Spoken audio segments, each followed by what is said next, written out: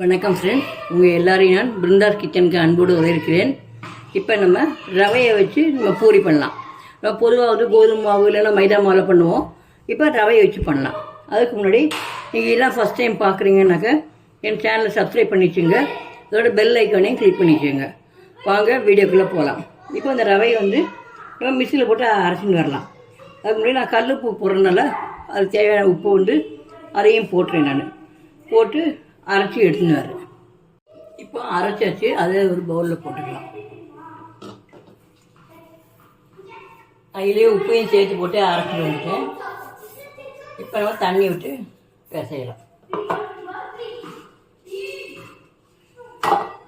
இப்போ நம்ம தண்ணியை விட்டு நல்லா பிசையலாம்.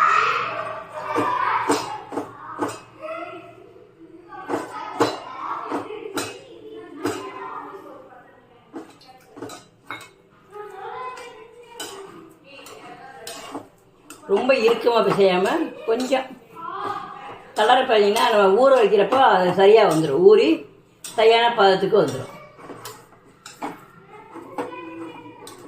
இந்த மாதிரி பிசைஞ்சு வச்சுருவோம்.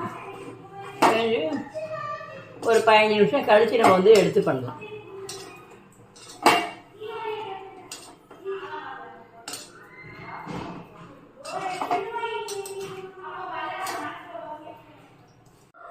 இப்போ இதை மூடி வச்சிடலாம்.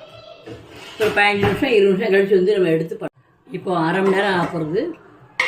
மாவை எடுத்து நல்லா பிசைஞ்சுப்போம்.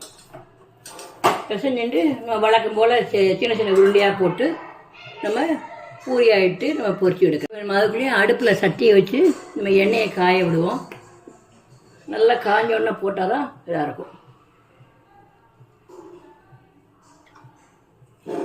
எண்ணெய் நல்லா காயட்டும். இதில் கொஞ்சம் உப்பு போட்டிங்கனாக்கா எண்ணெய் குடிக்காது.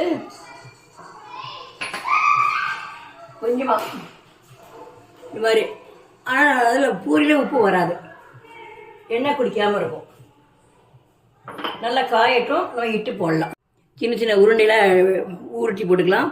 இது வந்து நம்ம கார்ன்ஃப்ளவரோ இல்லைன்னா மைதா மாவு தொட்டு இட்டோம்னாக்கா எண்ணெயில் வந்து கருப்பு கருப்பாக வராது.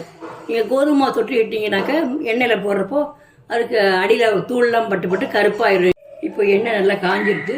நம்ம இதை போட்டு எடுக்கலாம். போட்டு லேசாக எண்ணெய் மட்டும் சூடான எண்ணெயை மேலே தெளிச்சு விட்டோம்னாக்கா நல்லா பஃப்லாம் ஊதின்னு வரும் பாருங்க. நல்லா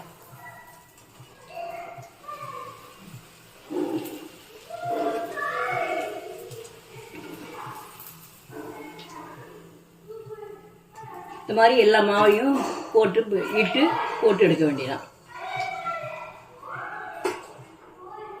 இதில் வந்து உங்களுக்கு புஃப்னு போது அமங்காமல் இருக்கும். நீங்கள் ரொம்ப கனமாகவும் விட வேண்டாம், ரொம்ப லேசாகவும் விட வேண்டாம்.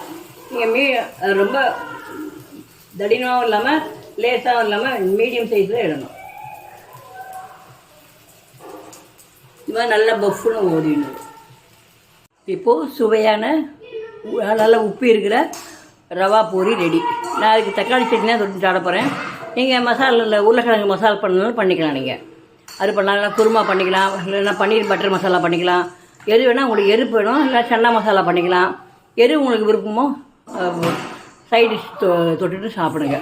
சாப்பிட்டு உங்கள் கமெண்ட்டை வந்து உங்களோட ஒப்பீனியனை கமெண்ட்டில் போடுங்க.